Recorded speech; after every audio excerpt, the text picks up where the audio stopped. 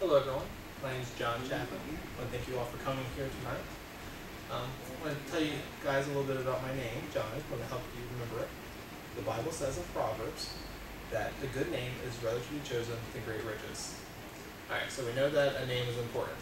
So my goal is to help you remember my name by using a few different devices. The first device is going to be by looking at memorable people throughout history who have the name John. Secondly, we're going to look at the mystery of the spelling of John. And lastly, we're going to use a couple of mnemonic devices. And a mnemonic device is something that helps you remember something. Alright, so firstly, throughout history, there has been many different individuals who have the name John. And that's one of the reasons why the name John is so prevalent and important. It's commonly used because different people have had the name. So just a few people who I found have the name John by looking at biography.com is John Lennon. He's a famous singer, head man of the group The Beatles, world renowned, people all over the world know him. Another person would be John Glenn. This is a person who orbited the Earth, one of the first astronauts from America. And of course we all know John Smith, famous pursuer of Pocahontas, one of the early Englishmen from England. Alright, and secondly, I said we're going to look at the mysterious name John. What is so mysterious about it? Okay, John is mysterious because it has a silent letter in it. Alright, it doesn't seem to be too spooky, but I see it's mysterious. It's a little different. It's pronounced J-O-N, but it's spelled J-O-H-N. You don't pronounce John Jahan. You pronounce it John. Now, if you spell it with just J-O-N, it would be more like a shorter version of the name Jonathan. So the H solidifies John as John, not as a shorter version of Jonathan.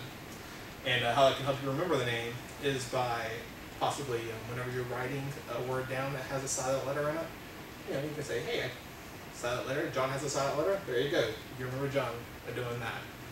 And I mentioned, we'll look at a couple mnemonic devices. Two mnemonic devices I would like to look at is through association. The first one is something that we use every day. Whenever you go to the bathroom is affectionately known throughout the world as the John. Now, the reason for this isn't defined.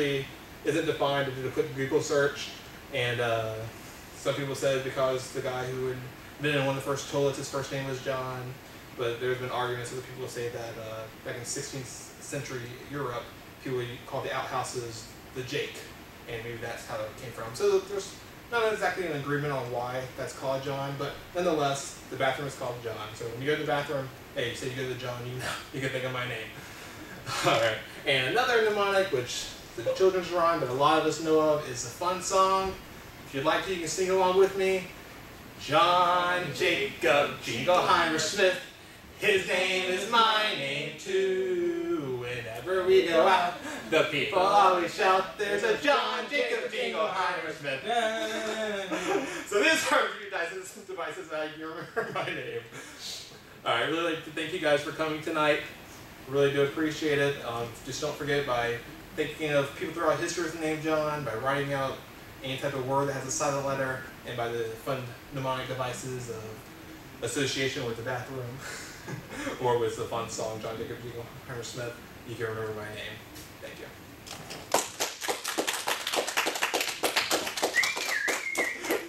If you guys don't mind turning around, waving to the camera from Miss Garcia Payne, greatly appreciate it. You guys have a great night. Thank you.